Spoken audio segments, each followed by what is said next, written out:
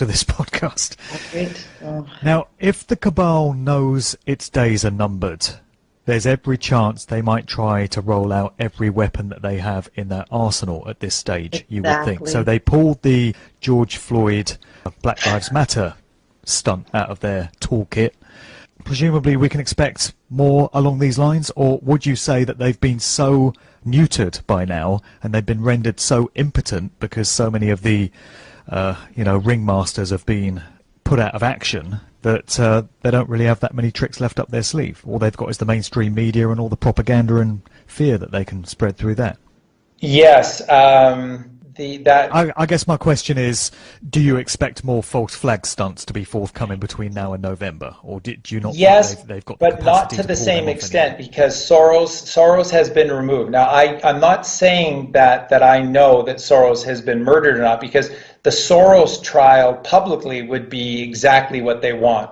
Just like Oprah. People are calling for, well, if they kill Tom Hanks, please kill Oprah. No, they don't want to do these things. They want these people to have their first of two judgment days. There's going to be the big judgment day, the only one that really matters. But there is also going to be a judgment day here on Earth where we all get to tune in if we want. And they want this for Soros. So it's my belief that Soros has been removed, but I think he's still alive. They want these key people for these trials. They really do. That the ones that they have killed, they have had to do so. And remember, I'm going to just make this very clear. It's when one child's life is at risk, they've made the decision to execute. So the ones that have been executed are the ones that have posed the greatest threats to children. And that's why Tom Hanks has been taken out. And we're told Rita Wilson as well. I have no idea whether that's true or not, but she might as well be. Do you see those pictures of Rita Wilson in her last days, or the last photos that exist of her? Yike. Missing your adrenochrome much? Yike. You posted a picture that Tom Hanks had taken in Australia of some Vegemite spread on some toast. And there appears to be an image carved into the Vegemite on the toast. Very bizarre story, but again, more symbolism. It is, and also most people didn't get the symbolism of the glass of water tilted up on the side of the plate, but the water was level. So people are going, see, it's a mistake, it's an error, it's all Photoshop, this isn't real and stuff. No, he's on, this is Australia, and he's been taken into custody by the U.S. Marines.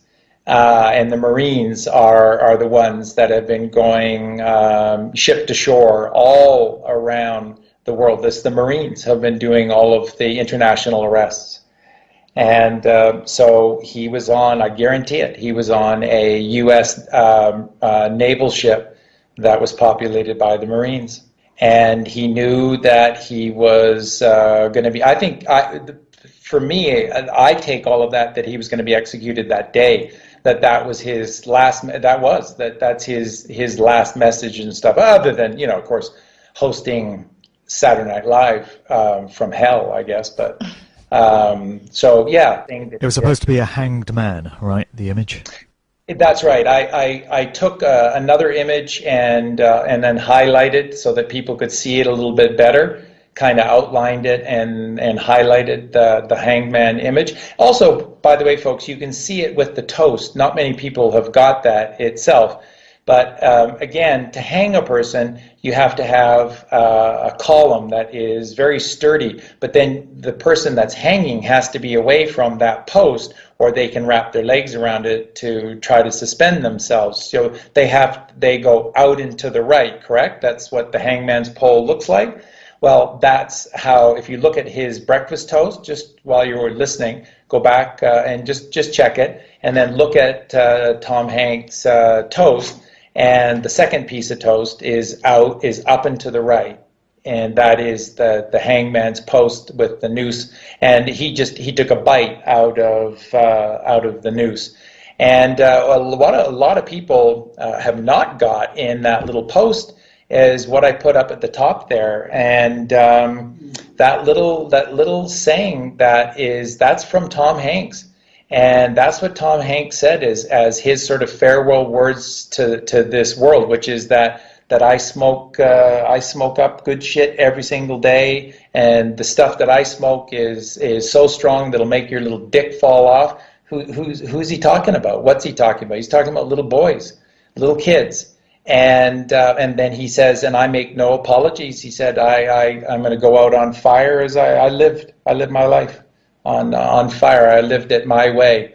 That's Tom Hanks being a devil to the absolute end. So if you're wondering why he was taking out, because they could not guarantee the safety of children with that man alive. So how sick and evil is Tom Hanks? Wow. Just telling you folks, and it's all going to come out. It's all going to come out, the stuff and what he was really doing and what he was really behind. Tom Hanks was behind a massive organization. And how does that psychologically affect you? Like, it affects me because I liked Tom Hanks as an actor, and I used to think that he was, a fairly decent person. And just knowing that I even liked someone like that, and the thought of the things that he's done, it just makes me feel, like you said, you want to take a shower, you feel so dirty. That's how I feel. A very important question that I've got, which people have asked me to put to you, actually, is the takedown of the deep state criminals and all these paedophiles and stuff is something that would be welcomed by anyone in their right mind. Everyone would want that. But what about what lies beyond all this? And what would the world look like once this system has been dismantled under Donald Trump? So when he enters his second term, how can we be sure it wouldn't just be another expression of a kind of New World Order, one world government just under Trump in his vision? And also, what would happen at the end of Trump's second term? So presumably he's going to get re-elected in November. That will take him through to, 2024 then, by which point he'll be 78 years of age. Imagine that. What happens then? Any insights into that? For sure, but again, people are just going to believe anyone who's asking that question in relation to all that the man has done, clearly. It's mind-blowing to me. But anyways, Trump is going to walk away from all of this. He's not going to continue on with this much longer. This has taken an incredible toll on him. He's done it at his age because Trump is a very remarkable individual. He really is, and he has a strong will of life. There's a lot of things about Donald Trump that people don't know, and about his maturity and wisdom, and about the spiritual side of Donald Trump as well. And I also really want to point out to everyone through, here's the thing: if you really understood, if you understood your numerology and symbology, you'd absolutely know that. So the biggest reason how we know and are absolutely sure about so many things is because of all of the numerology and symbology that has always been used by the Q team, by Q, John F. Kennedy Jr., by Donald J. Trump. The symbology there's never been a mistake. There's never been a situation where they've used the wrong symbology. It's always beautiful. Trump is trying to, and the Q movement are trying to really create leaders. We are to all become leaders.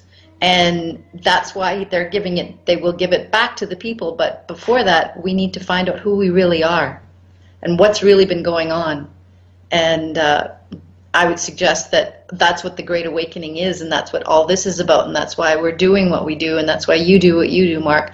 We're not trying to create followers. This isn't about creating money for ourselves. I mean, those are all bonuses that we can get, resources out of it. But it's about creating a mindset for people to go and discover their own truths. There's a truth out there that we need to discover. It's been hidden from us, and when we realize all of that, we will be the people that we need to be, and we can then run our own communities, our own world. We don't need those those politicians. We don't need those authorities. We'll not let ourselves get into this predicament again where we give our power away.